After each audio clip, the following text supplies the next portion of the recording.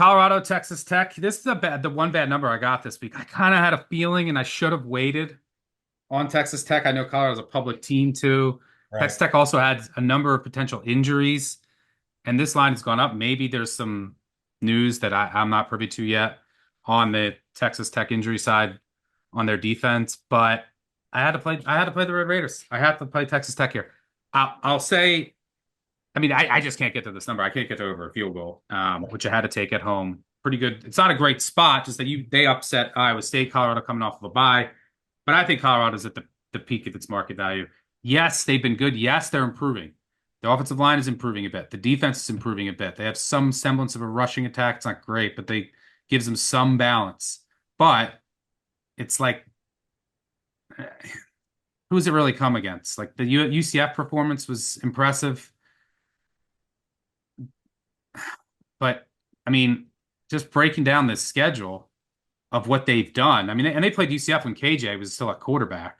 Right. He's since been benched. They beat Baylor at home in overtime when they got a Hail Mary. They also got a Hail Mary when they beat Cincinnati at home. And like the resume is, I think that there's still some flaws in this defense. I think Texas Tech will be able to move the ball. Texas, Baron Morton and uh and Taj Brooks. Taj Brooks is going to get his on the ground. Does against most teams, but I think Baron Morton can move the ball efficiently against this Colorado secondary, especially like over the take advantage of the linebackers. There's some issues with coverage and the safeties. So I think this Colorado defense has improved a bit, but I still think it's overrated. And I think that Texas Tech ultimately can keep up here. I mean, I think that's basically what this comes down to. You have to pressure Morton without blitzing. He's been really bad under natural pressure, but against the blitz, but Colorado can't really generate pressure without blitzing. And against the blitz, Morton has been really good. So I think it's a decent matchup. Is Colorado going to score? Yeah. The Texas Tech defense is not any good. There could be some key injuries. They give up a ton of explosive plays through the air. That's not great against Shedeur Sanders and these receivers. But I can't get to this number. I mean, what?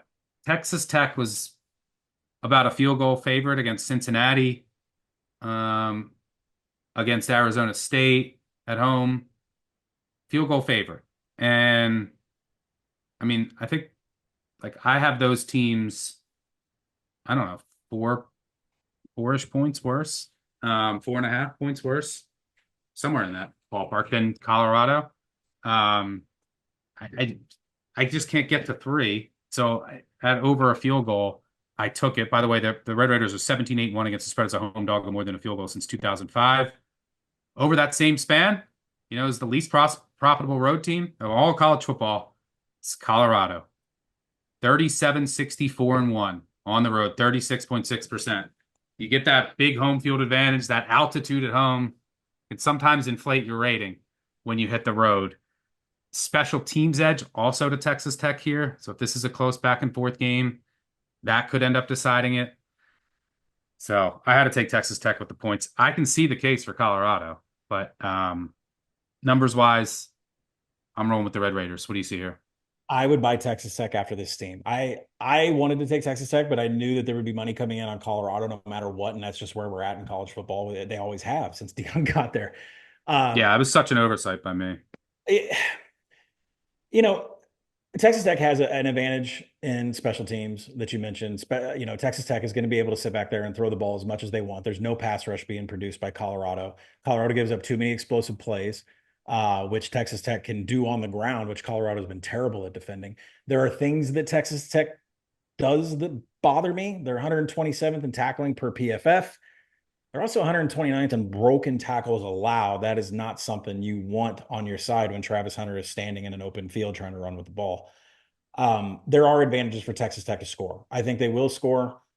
I'm just going to try to scoop as many points as I can. So I can't say we're agreeing and going on the board. I don't know if it's done at 4 and 4.5. I don't know if it's going to go any farther, but I'm willing to sit back and let everybody scoop up Colorado.